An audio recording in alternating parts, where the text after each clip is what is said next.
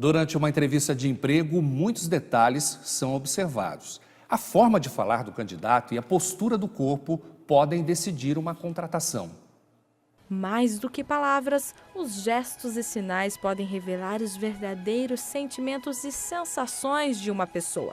Durante a entrevista de emprego, mais do que nunca, é importante estar atento a todos os seus movimentos corporais e também expressões faciais, para poder transmitir uma boa impressão ao entrevistador. Por isso que nós do Vida e Saúde reunimos algumas dicas valiosas. A primeira dica é uma dica muito importante, é como sentar na cadeira. Parece uma coisa tão simples, mas a postura ela diz muito sobre o candidato. Então a linguagem corporal, como o corpo fala, essa primeira linguagem ela traz uma segurança para o recrutador. Então tem candidatos que ficam muito relaxados, então isso pode demonstrar falta de zelo, invadindo o espaço, ou que a pessoa não está ali atenta ou preocupada com aquela entrevista.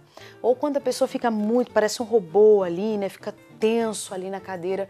Também o excesso de nervosismo, insegurança pode complicar ali durante a entrevista para esse candidato. Então o ideal é que a pessoa ela sente uma coluna ereta, que ela, quando o recrutador fizer uma pergunta, enquanto ele perguntar, ela pode levemente inclinar-se para frente, quando for responder, usando o gesto, né, inclinando para frente, não tem problema. Uma segunda dica para o candidato é o cuidado com o olhar. Por quê? O ideal é que a gente utilize esse triângulo, os olhos e a boca. É claro que quando a gente conversa, a gente sempre busca, de repente, lembrei de alguma coisa, então a gente acaba buscando um olhar para cima. Mas para o candidato, se ele trabalhar o triângulo, ajuda muito na avaliação com o recrutador. Por quê? O candidato, às vezes, no nervosismo, abaixa o olhar, desvia muito, responde, de repente, para a pessoa errada. Quando acontece uma entrevista com duas pessoas, quando a pessoa que lhe pergunta, ela quem espera a resposta. Então, às vezes, a pessoa que perguntou não recebe a resposta, desvia o olhar para o outro. Então, o triângulo vai auxiliar muito nesse momento. São muitas dicas, mas talvez uma dica que também pode ajudar um candidato são os gestos, que acabam contribuindo muito na avaliação ali durante a entrevista. Então, usar muito as mãos pode demonstrar que a pessoa ela tem um excesso de ansiedade, ou talvez pode até representar ali um personagem teatral, né? A pessoa que quer demonstrar ali uma personalidade não existente. Então o controle, não precisa ficar com as mãos paradas, mas ela precisa acompanhar a fala. Fique agora com a segunda parte da entrevista especial.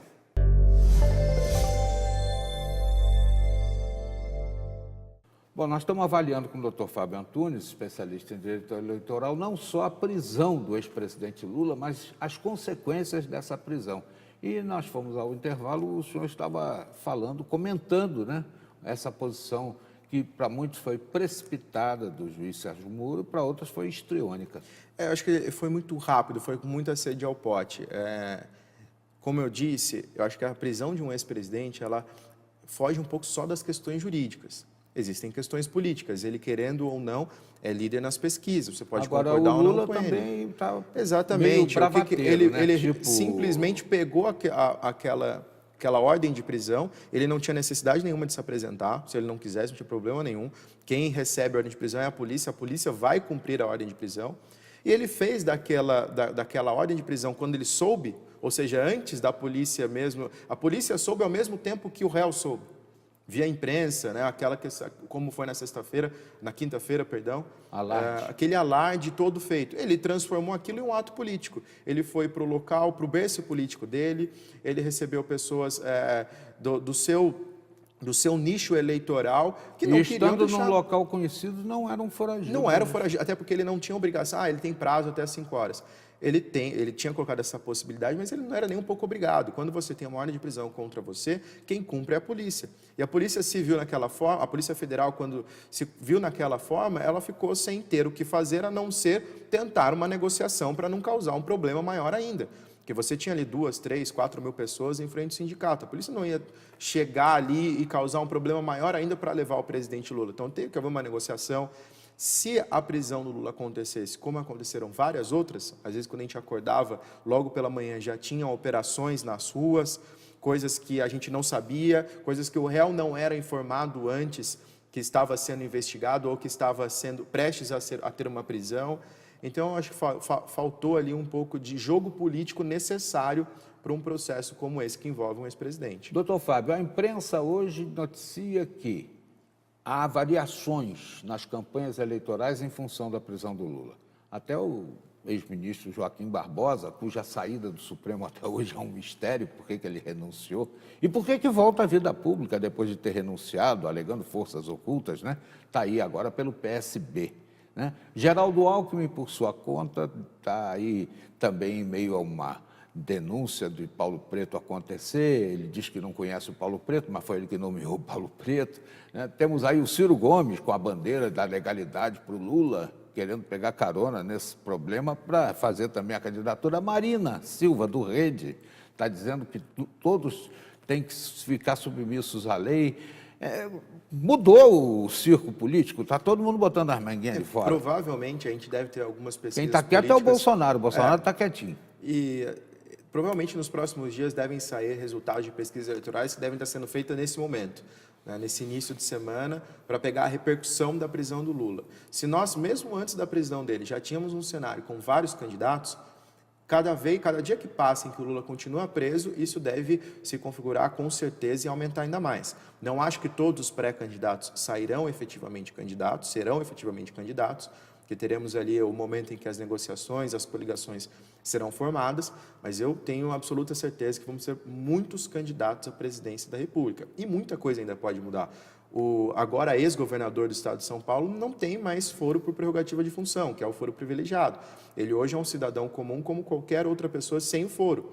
Ele tem investigações, possui investigações no STJ. Provavelmente, daqui a dias ou semanas, esse processo vai para a primeira instância. O que vai acontecer até setembro? Nós temos aí alguns meses. Será que vai ser apresentada uma denúncia ou não? Ou será arquivado? Então, são políticos importantes que nós sabemos da força que existe para as eleições, que ainda tem muito tempo, né? O deputado Rodrigo Maia disse que daqui até outubro temos 100 anos ainda.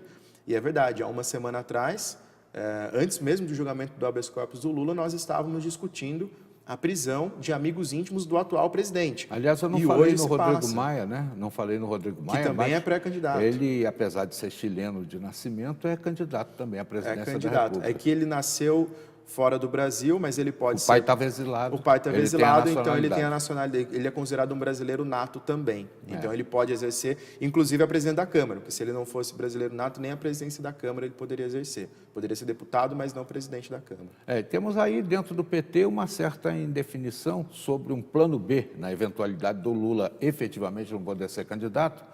Jacques Wagner não quer disponibilizar o nome. Dilma Rousseff, não sei se poderia, porque foi caçada. Ela pode, tanto que vai sair candidata ao Senado. Mas ela vai ao Senado, vai ao Senado. E está dizendo que vai fazer discursos na ONU, na Europa, na França, lá onde for, a favor do Lula.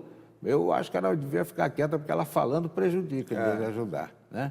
E temos aí a tentativa do Fernando Haddad, que se insinua, apesar de ser um poste, e comprovadamente um poste, no governo da Prefeitura de São Paulo. Pode ser o candidato do PT.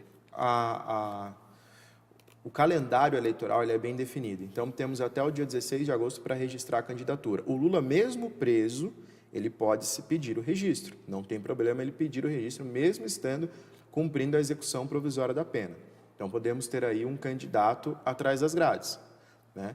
E quem vai decidir quem vai ser candidato, quem pode ser, quem não pode ser, é o TSE. Até o final do mês de setembro, vai ter uma data, um dia, que eu não me lembro especificamente qual dia é de setembro, em que vão ser encerradas as decisões do Tribunal Superior Eleitoral. O Tribunal Superior Eleitoral colocou uma data limite para que haja substituição do candidato. Então, nesse momento, o Lula poderá, inclusive, continuar sendo candidato até esse momento.